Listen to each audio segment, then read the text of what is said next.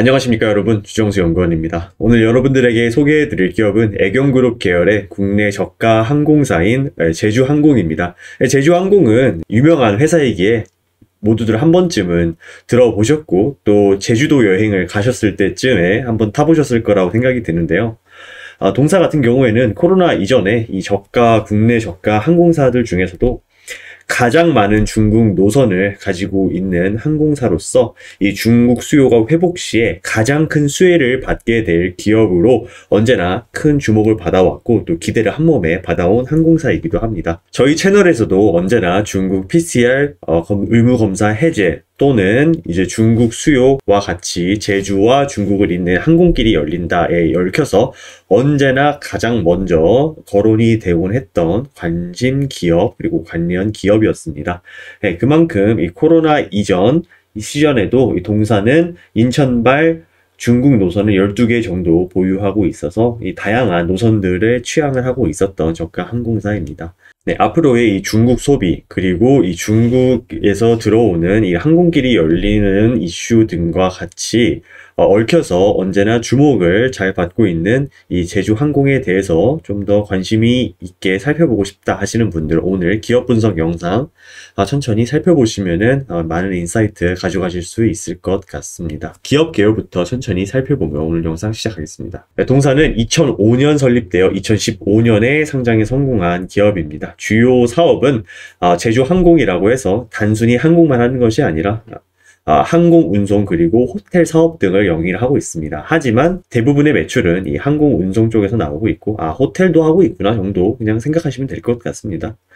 주요 주주는 최대 주주인 AK홀딩스 등 특수관계인이 51.83% 있습니다. 네, 앞서 말씀드렸던 바와 같이 크게 4가지 정도 부문에서 사업 진행을 하고 있고요. 그 중에서 항공 운송의 이런 여객 수입, 화물 수입, 그리고 기내 상품 판매 등과 같은 이 항공 운송 부문에서 98.7%라는 압도적인 비중. 사실 뭐 이 정도면 그냥 전체 매출인 거죠. 이 정도 98%라는 이 압도적인 비중을 잘 보여주고 있는 회사의 모습 보실 수 있겠습니다. 네, 제주항공의 투자 포인트와 리스크 포인트 그리고 향후 전망에 대해서 소개해 드리겠습니다. 투자 포인트는 크게 3가지 정도 꼽아볼 수 있겠습니다. 첫 번째로는 중국 노선에 집중하고 있다는 점, 그리고 두 번째로는 일본 노선 수요가 회복을 찾고 있다는 점, 그리고 세 번째는 다양한 기업들과 이 전략적 제휴를 잘 맺고 있다는 점, 이렇게 크게 3가지 투자 포인트로 꼽아볼 수 있겠습니다. 이에 맞서서 이제 리스크 포인트 또한 다소 있는데요. 첫 번째로는 중국 노선 및 이 연료, 아무래도 항공기를 운항하기 위해서는 연료가 압도적으로 필요하겠죠. 이러한 연료의 가격에 대한 이 높은 의존도를 보여주고 있다는 점 좀 큰 리스크 포인트로 작용할 수 있겠습니다. 그리고 좀 더 말씀을 드리자면 중국 노선에 이 높은 의존도를 보이고 있는 만큼 이 대한민국과 이 중국 간의 이런 국제 정세에 얽혀서도 많은 영향 받을 수도 있는 이 업종이겠죠. 그리고 두 번째로는 이 치열한 저가 항공사 간의 경쟁이 점차 심화가 되고 있다는 부분, 두 번째 리스크로 작용을 할 수 있겠습니다. 그리고 세 번째로는 앞서 말씀드린 이러한 중국 간의 국제 정세와 뿐만이 아니라 이 코로나19 이런 팬데믹 상황에서도 사람들이 여행을 가지 않음에 따라서 이 국제 여행, 국내 여행 모두 다 수요가 줄어들었죠. 그에 따라서 많은 좀 타격받고 있는 모습, 좌측의 이 실적에서도 잘 보실 수 있을 것 같습니다. 이에 따라서 이렇게 팬데믹 상황 등과 같은 이 재확산이 도래했을 때의 이 위험, 이 리스크로 작용을 할 수 있겠습니다. 제주항공의 이 향후 전망에 대해서 좀 말씀을 드리자면 항공산업 이 자체가 팬데믹이 점차 회복될 것으로 예상이 되고 있는 만큼 다소 낙관적으로 볼 수 있다라고 좀 볼 수 있겠습니다. 특히 제주항공의 경우에는 2023년도 이 회복이 기대되는 중국 노선을 집중하고 있으면서 이런 저가 항공 시장에서 확고한 입지를 이미 확보하고 있었던 기업입니다. 이 회복 조짐을 보이고 있는 동남아 노선망도 확대하고 있다는 점 좀 크게 앞으로의 이 성장 동력으로 작동할 수 있지 않을까 좀 기대가 되는 부분입니다. 또한 이 제주항공은 2023년을 기점으로 매출과 이익이 크게 증가할 것으로 예상이 되고 있는 이 재무 실적을 보유하고 있는 모습을 이제 왼쪽에 최근 연간 실적 2023년도 부분에서도 잘 보여줄 수 있습니다.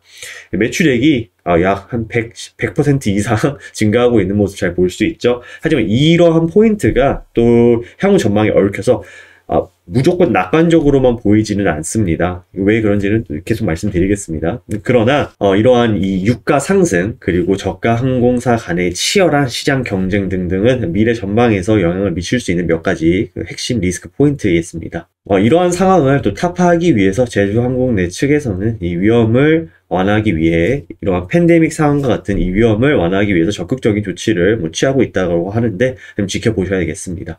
항공산업 이 분야 자체에서 이 회복이 예상되고 있고 미래 전망은 앞서 말씀드린 바와 같이 좀 낙관적으로 보여지지만 현 수준의 이 국제선 여객 운임은 지속이 가능하진 않다라는 점을 기억하셔야겠습니다. 국제선 여객 운임이 지속 가능성이 낮다라는 이유는 무엇이겠습니까? 이 비용이 좀 비싸다라는 거죠. 저가 항공이잖아요. 저가 항공에 맞는 이러한 비용을 제시를 해야 될 터인데 그래야지 지속이 가능할 텐데 이러한 요소들은 계속되는 경쟁 구도 그리고 하반기 수요 둔화를 감안한다면은 운임 하락 안정화 및 이익 모멘텀의 둔화를 야기할 것으로 우려가 됩니다. 4월부터는 특히 이 항공 비자유화 지역의 중국 노선 운항 재개 시 국제선 운항이 좀 하락할 것이면서 또한 경기가 부진한 가운데 비수기로 접어드는 4월부터는 수요가 올라오기 힘들지 않을까라는 전망도 볼 수 있습니다.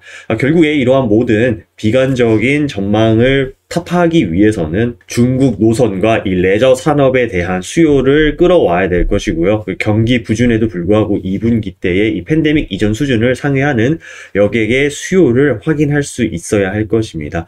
따라서 지금 말씀드린 이러한 포인트들 잘 염두를 하셔서 투자를 하신다면은 이러한 요소들이 수요가 강세가 이어지는지 혹은 수요를 잘 끌어오고 있는지 이러한 움직임들 잘 포착하셔야지 투자 포인트, 투자의 시기 잘 파악하셔서 손실 보지 않으실 거라고 생각이 됩니다.